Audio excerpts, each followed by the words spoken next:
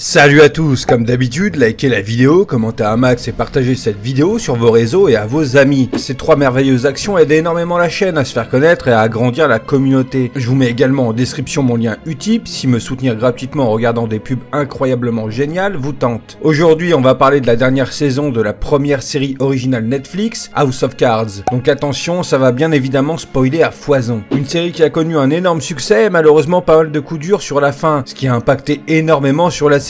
En ayant fini de regarder le dernier épisode, je me suis dit qu'il fallait absolument que j'en parle. La déception est grande.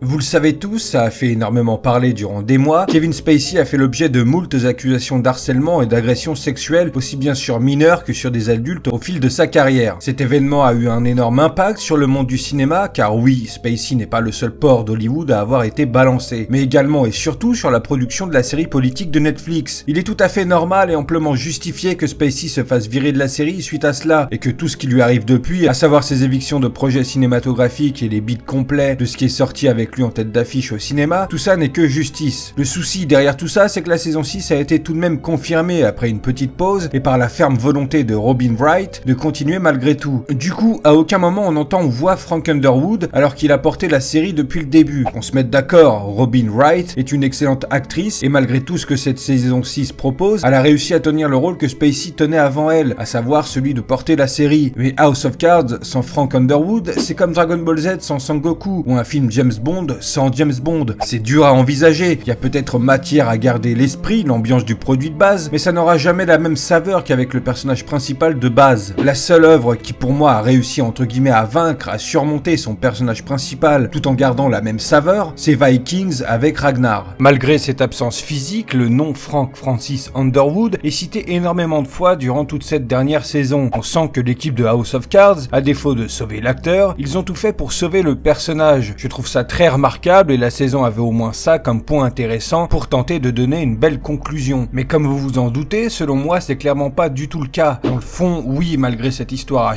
#balance ton porc avec Spacey, la série méritait d'avoir une conclusion, mais dans la forme, c'est complètement raté. Là où la saison 5 nous laissait sur la promesse d'un affrontement Frank versus Claire incroyable, saupoudré de toutes les autres intrigues en fond, avec leur jeu de peur dans le pays à travers le terrorisme, le fait que Frank ne fasse pas du tout confiance à Mark Usher, la famille Conway qui cherchait à prendre la place des Underwood, Tom et Janine qui travaillent toujours le montage d'un dossier béton pour dénoncer les Underwood comme des meurtriers et traîtres de la nation. Aussi la relation avec Viktor Petrov, président de la Russie, et aussi Doug Stamper et ses multiples soucis, en particulier le fait de s'être fait passer pour l'homme qui a tué Zoe Barnes. La saison 6 débute sur le fait que Frank est mort durant la soirée où il était parti de la Maison Blanche et où il s'était pris la tête avec Claire pour qu'elle lui fasse le cadeau d'une grâce présidentielle. Durant la saison, le coupable de ce meurtre et les conditions sont totalement floues. On se dit que forcément Claire sait qui est responsable, voire que ce soit elle carrément, mais non. On suit ses difficultés à régner tranquillement, de tout nouveaux personnages débarquent, les Shepard, qui sont une famille qui avait passé un accord avec Frank, que Claire ne veut pas honorer, ce qui nous embarque dans toute une grosse intrigue où c'est Claire versus les Shepard qui veulent faire d'elle leur pantin à la présidence. On a toujours Tom et Janine qui enquêtent et montent leur dossier, mais j'ai eu une grosse impression de régression dans l'avancement et l'ampleur de leur action. Et j'ai trouvé Doug plutôt mal amené dans cette saison. Ça a toujours été très bizarre par moments de suivre les intrigues autour de ce personnage, mais j'ai trouvé que ça l'était davantage sur cette ultime saison, surtout avec sa finalité. Une fois dans les 3 derniers épisodes, je me suis dit, mais comment la série va se conclure alors qu'elle a posé encore tellement d'intrigues? La relation hyper tendue avec Petrov jusqu'à la possibilité que Claire utilise l'arme nucléaire. Petite mention d'ailleurs à Lars Mikkelsen, le grand frère de Mads Mikkelsen, que j'adore dans son rôle de Petrov. Le conflit contre les Shepard qui ont pour projet de faire élire Brett Cole, Janine qui après la mort de Tom reste motivée à continuer le combat, le fait que Claire soit enceinte et attend une fille, Doug et cette histoire d'héritage laissée par Frank. J'ai été très curieux de savoir, de finir, j'ai enchaîné ces fameux 3 derniers épisodes d'une traite, et le constat c'est que c'est une énorme déception. La série se conclut sur un Doug Stamper qui avoue à Claire qu'il a tué Frank pour la protéger, car ce dernier avait la ferme intention de la tuer. La discussion s'emballe, Doug utilise le coupe-papier offert par Frank comme d'une arme, se jette sur Claire mais ne la tue pas. Celle-ci celle-ci prend le contrôle et plante Doug qui meurt difficilement dans ses bras. Et pour mettre fin à ses souffrances, Claire l'étouffe, ce qui est un gros clin d'œil à Frank qui durant le premier épisode de la série met un terme aux souffrances du chien des voisins car il ne supporte pas les choses inutiles. C'est stylé, mais c'est comme ça que la série se termine quoi, je veux dire c'est tout. On ne sait pas ce qui va se passer pour Claire, si elle va réussir à s'en sortir en tant que présidente des États-Unis qui menace la Russie d'utiliser la bombe nucléaire, son conflit contre la famille Shepard et en particulier contre Annette qui était son amie d'adolescence, sa meilleure amie. Je trouve que c'est une fin bâclée dans le sens où on te révèle qui a tué Frank et pourquoi. La série va de l'avant en surmontant la mort de son personnage principal et elle se finit comme ça. J'aurais aimé que la série conclue ses intrigues posées par cette ultime saison avec plus d'épisodes, 13 comme d'habitude par exemple, soit il aurait fallu réduire le nombre d'intrigues proposées et du coup avoir la possibilité de conclure en 8 épisodes, voire moins. J'imagine que cette fin a suffi à certains pour être satisfaits, et moi ça passe pas, j'ai pas de conclusion. Peut-être qu'avec cette ultime saison, ils ont voulu nous laisser avec cette fin pour nous laisser avec notre imagination pour se donner une vraie conclusion. Un peu comme les bouquins peuvent le faire par moment. J'y suis pas habitué pour une série à ce genre de fin. On peut faire une parallèle avec la fin de la série Dexter, par exemple, qui nous laissait sur un plan fixe avec un Dexter toujours vivant, mais prisonnier d'une prison qu'il s'était lui-même créée. Chacun a pu se faire une idée de ce qu'aurait pu être la suite. Est-ce que c'est temporaire, cette histoire de bûcheron solitaire? Et est-ce qu'il a pour projet d'un jour reprendre contact avec Anna et son fils? Mais à côté de ça, la série avait conclu ses intrigues. Peut-être pas comme on l'aurait voulu, mais il y avait une certaine fin. Ça en avait le goût, quoi. Alors que pour House of Cards, le 8e épisode fini, on aurait pu encore enchaîner sur 4-5 épisodes pour conclure la saison et ses nouvelles intrigues. Les raisons qui ont mené à ce choix de conclusion doivent être justifiées et sont totalement assumées, mais je trouve que c'est une erreur.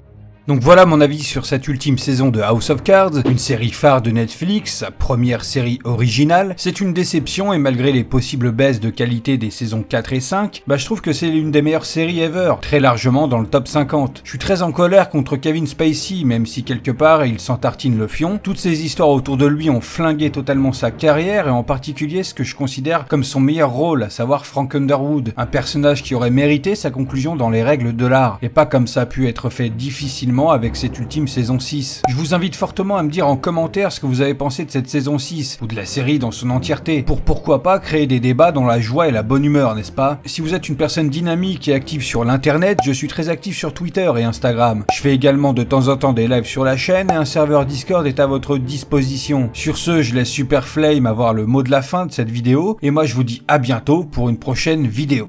Si cette vidéo t'a plu, n'hésite pas à soutenir son créateur sur Utip.